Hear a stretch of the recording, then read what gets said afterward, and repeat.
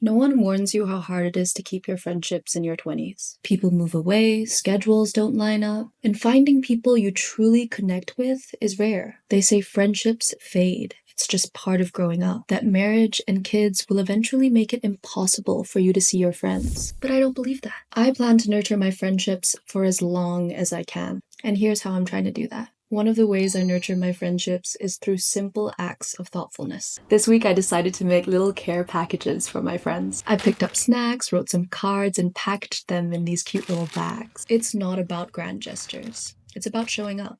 But things like this are harder to do for friends who aren't in the same city as me. Throughout my life, I've hopped between Malaysia, London, and New York. So some of my closest people live oceans away, and I've had to learn how to maintain long-distance friendships. Intentional FaceTime calls is one of the ways I do that. In the same way I carve out time in my calendar to see my in-person friends, I schedule date nights with my long-distance friends. Sometimes we watch movies together. Sometimes I have dinner while they're eating breakfast. We even have a book club just to have an excuse to call every couple of weeks. I also send a ton of voice notes, lots of pictures, and I vlog for them. I love sending and receiving these videos because it feels like I'm a part of their daily life, even if it's just through the screen. Hi. Hello. I know you're sleeping. It's so good to hear your voice. I miss you. I miss you so much. I love you. I love you a lot. But whether you're far apart or live right next door, I believe friendship is truly built when you're creating a life together. Just having catch-ups can kill a friendship. You know what I mean? The friends that you don't see for months, so you meet up, they monologue about their life, you monologue about yours, and then you promise to do it again in 6 months. In theory, it keeps each other in the loop.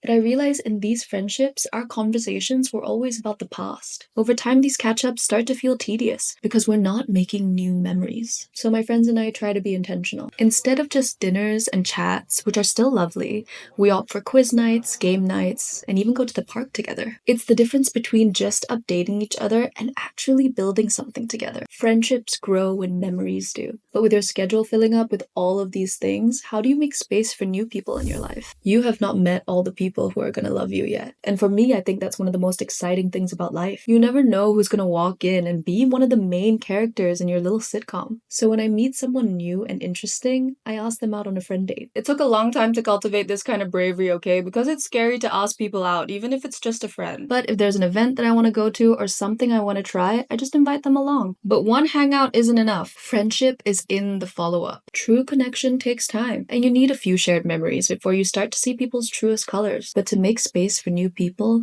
you also have to know when it's time to let go of the people who aren't good for you anymore. Over the years, I've lost a lot of friends. Sometimes people just grow apart, and that's okay. It doesn't mean the connection wasn't real. It just means the friendship has served its purpose. Most of the time, it's for the best. I often look back at the people I let go of and think, how lucky was I to witness that love? We needed each other at that exact time and place. And thank God I did, because I learned so much about life through their eyes. But let's be clear, friendship breakups suck. There's something to mourn and reflect on the same way you would a romantic breakup. But don't let that stop you date new friends and pour love into the ones you still have. Some people leave, some people stay for life.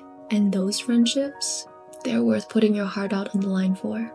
Thank you for letting me share my story. Until next time. Bye!